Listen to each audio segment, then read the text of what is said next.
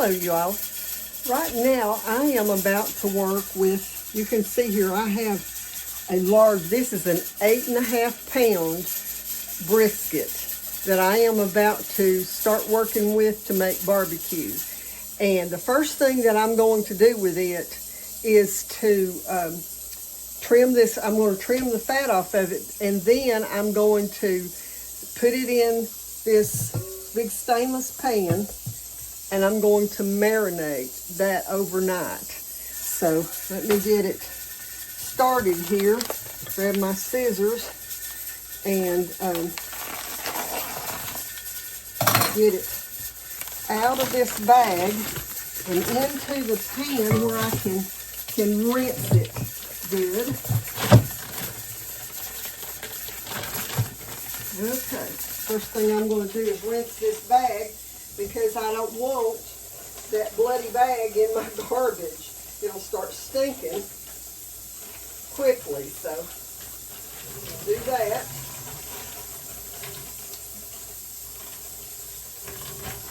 Okay, so I'm going to flip this around here a little bit so you can see that all I'm doing is just running some water over it and rinse it really well on both sides to help get all that excess blood off of it. Rinse my bowl, put it back in there, and bring it back over here.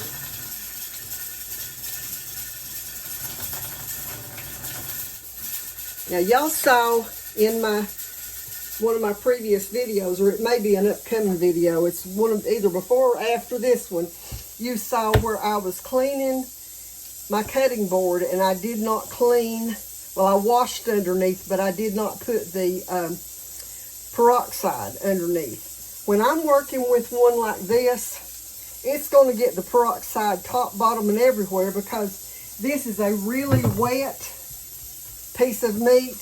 The one that what I was working with before was that Philly meat, and it was very dry. So, rinse my hands a little bit and dry them so that my knife doesn't slip. Get me a good sharp knife, and then I'm going to start trimming some of this fat away from. I wish that y'all could see exactly what I'm doing, but I'm just basically trimming some of this heavier fat away from the meat side. Let me see if I can flip it. Yeah, I can do it this way and show you exactly what I'm doing. You can see there's very little meat there. And so I'm just going to get this cleaned up with this fat because basically, you know, if you were roasting this or, you know, smoking it outside, you might want to leave some of this fat on it. But when you're putting it in the pressure canner, having that much fat on it, you risk the jar coming unsealed because of the fat getting under the rim. That's pretty thin up there, maybe not right there. Yeah. But anyway, you don't want this thick fat on your meat when it's going into the pressure canner. And I'm probably, see if I can go under that and get to the bottom of this fat line right here.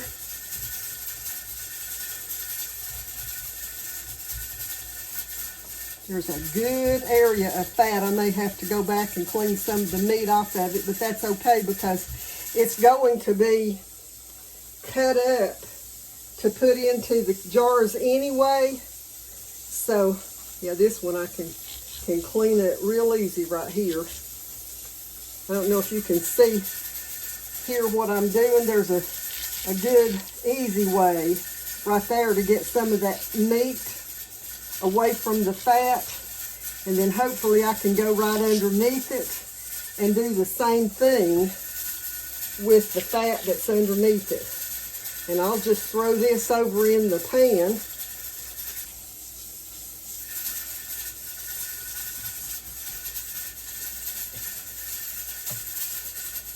This is some good marbled meat, so it's going to have plenty of fat in it anyway.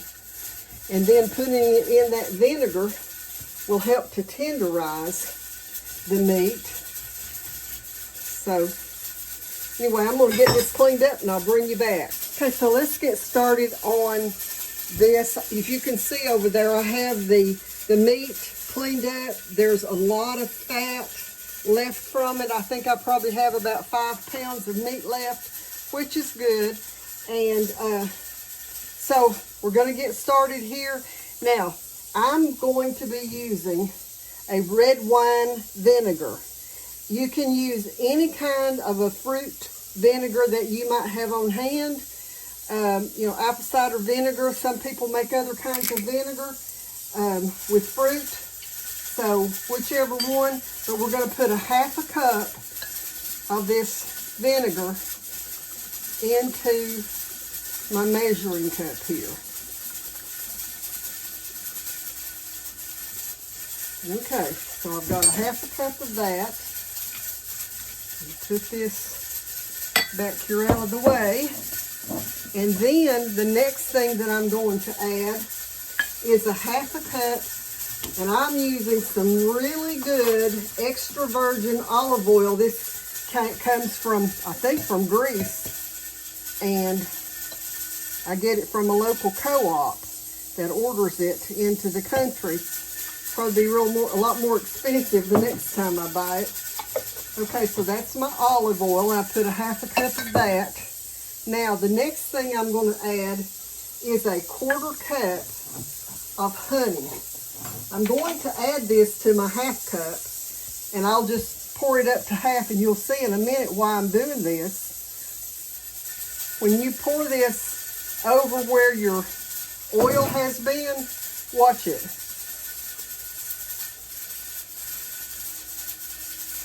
I mean, it just strips away from the inside of that measuring cup. It's not doing it as well as it normally does, but anyway, it usually doesn't leave. Yeah, there, it's coming loose now, but I'm just going to go ahead for the sake of time and scrape the rest of that off. Okay, and I normally do this in glass. That might be the difference. But anyway, then the next ingredient that it calls for is the Worcestershire sauce. So I'm going to get my Worcestershire sauce back over here. I've got to have a tablespoon and a 1/2 of the Worcestershire sauce.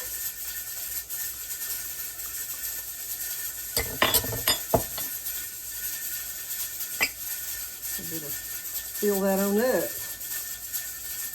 Okay, there's one, and then I'm just going to put it about halfway to get the 1.5 cups, or not a 1.5 cups, tablespoon and a 1/2, and then two teaspoons of kosher salt, and I've got coarse kosher salt here, and I'm just going to sprinkle that throughout that. And the next thing is smoked paprika, and I think, oh no, I did get the smoked paprika off the shelf. And let me pop the top off of this. And we're going to add 2 teaspoons, and that won't work. Now let's do this. I can put 4 1/2 teaspoons of smoked paprika into this. Okay, so there is that. And the next thing that my recipe calls for is a tablespoon and a 1/2 of lemon juice. It calls for fresh lemon juice. I did not have fresh, so I'm using some bottled lemon juice. Either one will work. And then the next thing is a teaspoon of cayenne pepper. Now, my husband and I do not like the overly hot, so I'm going to use a 1/2 of a teaspoon. You better adjust it to, let me spill my honey. I didn't do it, but I almost did. Good thing the honey doesn't doesn't run out like that sauce did earlier. And I'm clumsy today. Okay, so then the next thing that it's calling for is some ground cumin.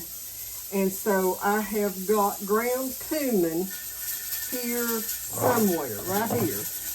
And my ground cumin is calling for 1 teaspoon. And so I will put 1 teaspoon of the ground cumin in it. Put this back here behind me.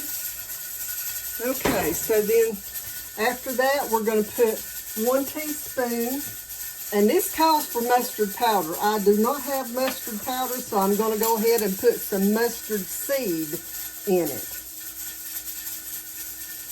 And once that mustard seed gets wet, it's still going to give us the flavor that we're looking for.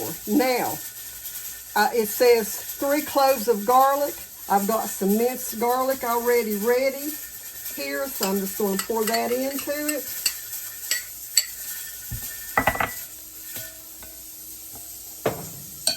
Okay, now, some fresh rosemary is what it calls for. I'm going to put just about a 1/2 teaspoon of this rosemary in there. And then, the last thing that I'm adding to it is some liquid smoke. What did I do? Oh, no, that was my thyme leaf. Okay, that was the thyme leaf. And then it does ask for rosemary. I will put that in it as well. This calls for a 2 teaspoons of liquid smoke. So I'm going to add the 2 teaspoons of the liquid smoke into it. And then I will add just a little bit of my rosemary. Probably a 1/4 teaspoon of the rosemary will be plenty. And that's everything that this is supposed to have in it. Now, the only thing that I've got to do after this is just pour it over my meat. I'm going to let it marinate until tomorrow.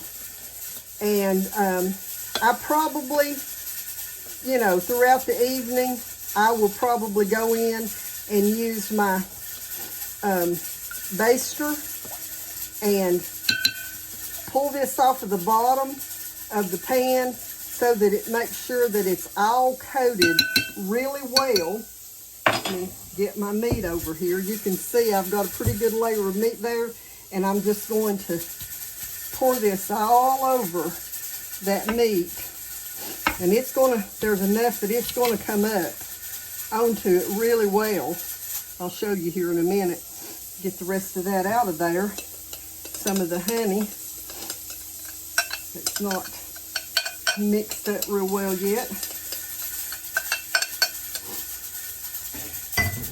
Okay, so you can see there's plenty of that marinade to come up all over this meat. And so now I'm just going to put it in the refrigerator. I'm probably going to cover it with something, and then I'll come back and make sure that it's all covered well later, and just keep, you know, spoon some of this up on top of it so it doesn't dry on there. So I'll be back with you tomorrow to show you what I do once this is marinated and how I finish up the barbecue using this brisket. Okay, so I've taken my brisket out of the pan that it marinated on all night, and I've sprinkled barbecue seasoning. Still got to finish the barbecue seasoning over the rest of it, and want to get it coated real good with this barbecue seasoning. I'm going to put it into the oven for a couple of hours on low heat at 250 degrees, and let the heat bring, you know, let it get that smoke and that barbecue flavoring throughout the meat. And then I'm going to bring you back and show you the rest of the process. I have taken this brisket out of the oven, and you can see here that I've drained some of the liquid off of it. I've started cutting and putting it into the jars. I have to cut it into pretty good sized chunks to put it into the jars. And so I'm going to go ahead and get it in the jars. I will pour a little bit of the liquid over it because I don't want it to dry out. And then I will bring you back and show you what it is like whenever I get it out of the canner. And it may be that I'll bring you back and show you some that has been opened, because I suspect when my husband comes in, he may want to try some of it. So I will bring you back shortly. Okay, so I just took this meat out of the canner. As you can see, it's extremely hot and boiling, and they're not sealed yet. They'll probably start popping here pretty soon. But anyways, whenever we serve this, I will take the meat out, probably out of the juices. There goes one popped. You can hear those big pops with those lids. But anyway, I will serve these with some good, probably homemade barbecue. So I hope you enjoyed my video teaching you how I make homemade barbecue using the brisket meat that I get fresh. So until the next time, God bless you.